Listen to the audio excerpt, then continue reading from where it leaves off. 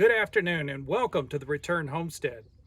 Today it's finally time to do something about the chickens. They've been cooped up for almost a year and a half since we got here, and we're dying to get them out on pasture. As you can see behind me, our goats have been out on pasture for quite some time. They're keeping all this spring growth eaten down well, and now it's time to get the chickens out. I'm standing here on a stairway bridge that goes between the main house and the guest house down below. And we have this entire yard that's set aside just for the chickens. The only problem is it's not entirely secure. We're concerned that the chickens will eventually figure out they can fly up and over this small little bridge. See, there is some fencing on the bottom of the bridge to try to keep them from doing so, but it doesn't reach up to the top rail. So to keep the chickens from trying to fly out, I'm going to be adding about 6 inches of wire to the top of this railing, just so the chickens don't see any place clear to land. Whenever possible here on the Return Homestead, we try to use materials that are already on site rather than running to Lowe's to buy new material every time we need it. In this project, all we're going to need is some scrap fencing to put along the top, and of course we'll be covering this side panel as well. Also, to hold the fencing in place, I'm going to use a staple gun. It is a pneumatic staple gun, and I'm not going to pull power out here. I've charged up the compressor. It should have enough compressed air to get us through the job.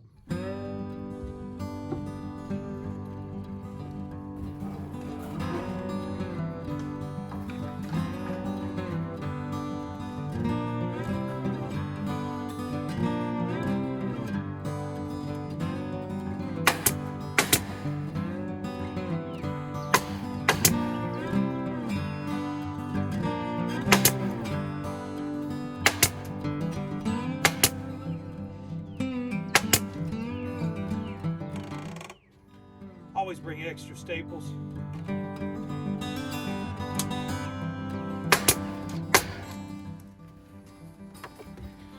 When it comes to making use of the materials you find on site, don't be too picky.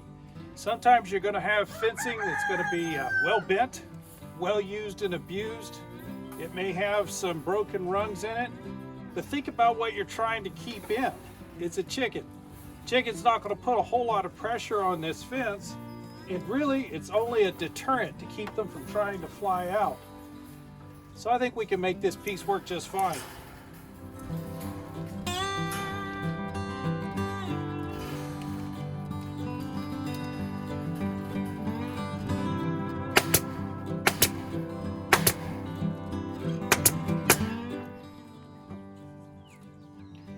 Just need to cover this last little section on top, then we'll go down below and secure it to the stairs.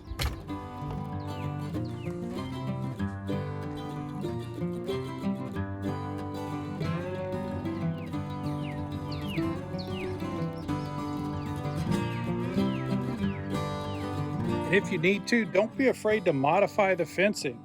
This can be cut apart into any shape, size, or description you need.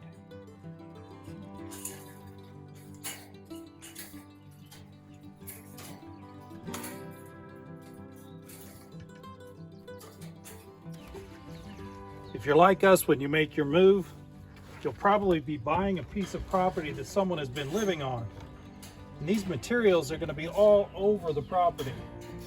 You'll have to look in old areas where they dumped material, off in the edges of the woods right as it's starting to get overgrown. These places are an absolute gold mine of resources for the homestead. So you notice when I was cutting that fencing, I left one piece that's not attached to a cross piece. And I'm just using that now to wrap around the wire of the fencing that's already up here. Saves on staples.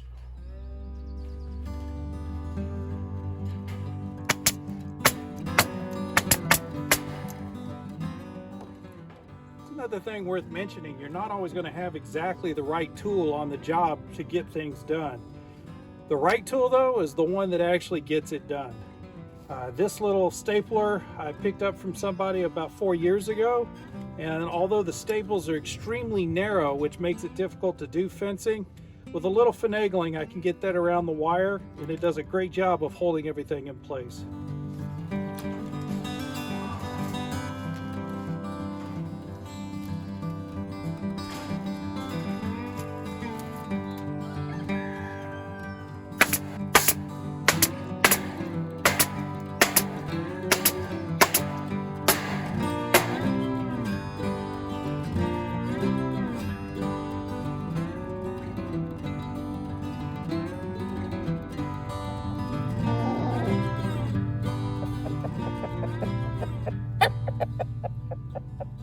homesteading is never a straightforward process. Say hello to Grandma and William. They have their own isolated little coop just outside of the barn, right on the edge of the pasture where we want to turn the chickens out. These guys were here when we bought the place. When we moved in, they were roaming free. They had free reign of the entire property, and they got into mischief on a daily basis. We finally got them corralled, and now they're our guinea pigs. Okay, they're still chickens, but we turned them loose in the pasture yesterday to see if the fixes I had done were going to be sufficient to hold chickens in. Grandma is an absolute escape artist. If there's a way to get out of somewhere, she'll figure it out. And yesterday she managed to get under the bridge and over into the goat yard. So today we're going to take a look at the bridge and see if there's any way we can secure that better to make sure the other hens don't figure out how to get over there. Homesteading often means squeezing into tight places. Just try to fill these holes at the bottom of the fence so that the gaps aren't big enough for a chicken to crawl through. Important thing to remember with chickens is they may seem small, but they've got some strong legs. And if the rocks are too small, they'll just rake them out of the way. That ought to fix it. So that takes care of that hole. I think I'll try to reach this one from the other side. If you can afford to do it, there are obviously better ways to solve this problem. One of the things that we have in abundance here in southeastern Kentucky is rocks. Now, if you're fortunate enough to have the means, there are certainly better solutions. But if you're like we are, we put everything we had into this property when we bought it a year and a half ago. Right now, we're trying to get all of our systems in place to make it easier to grow the food that we need, to raise the animals and take care of them effectively. So we're going to use whatever resources are at hand. You saw me using the old fencing. We're going to make use of the rocks that are here. Later on, we're going to be taking down a lot of the trees that are out in front of the guest house. We'll use that wood for heat during the winter. We're also using social media to try to identify a local sawyer who can help us turn some of those trees into usable lumber. In the meantime, we're going to make use of what we find.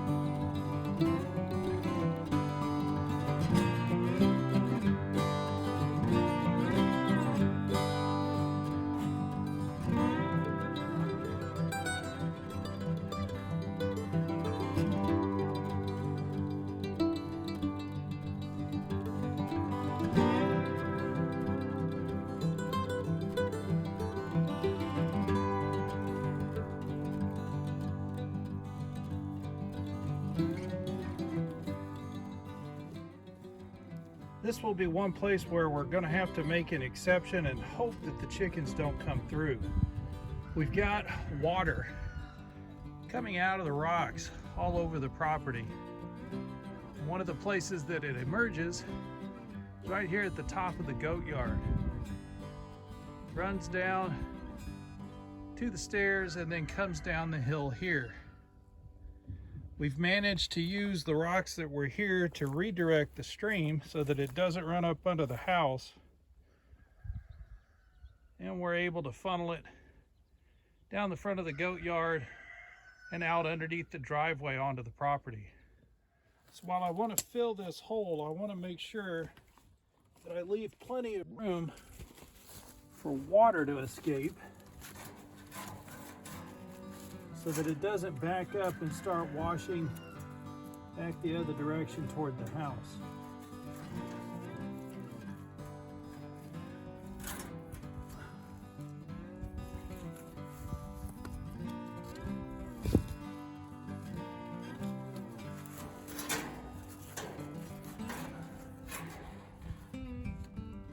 The holes that are left are pretty small.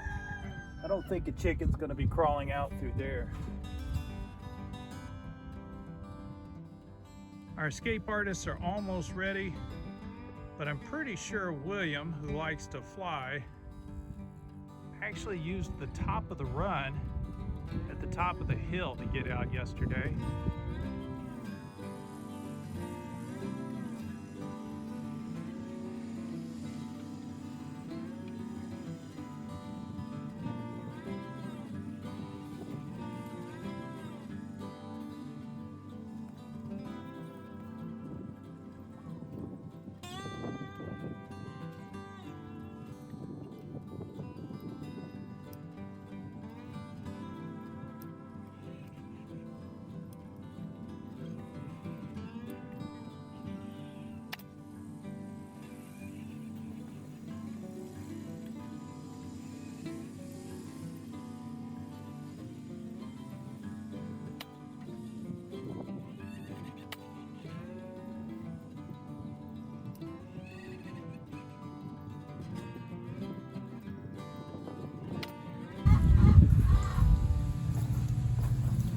Shouldn't need a lot of staples. It doesn't have to be super secure. In fact, I think if it's a little bit loose, probably lets the chickens know it's not a safe place to land.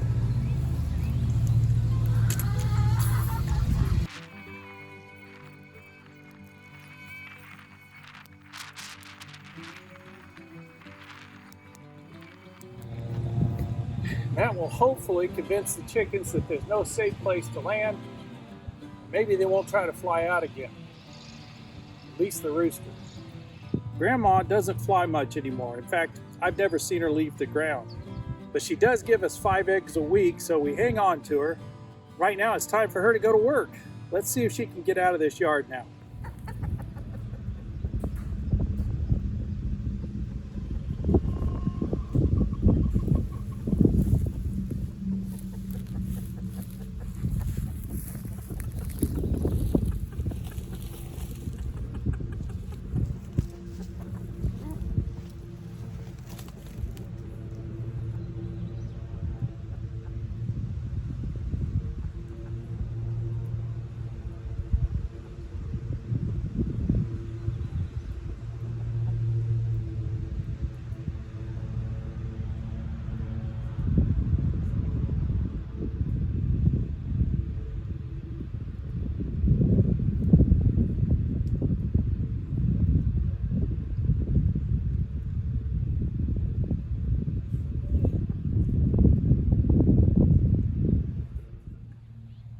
If all goes well, William and Grandma will stay inside of the yard, and tomorrow we'll let the rest of the hens out there.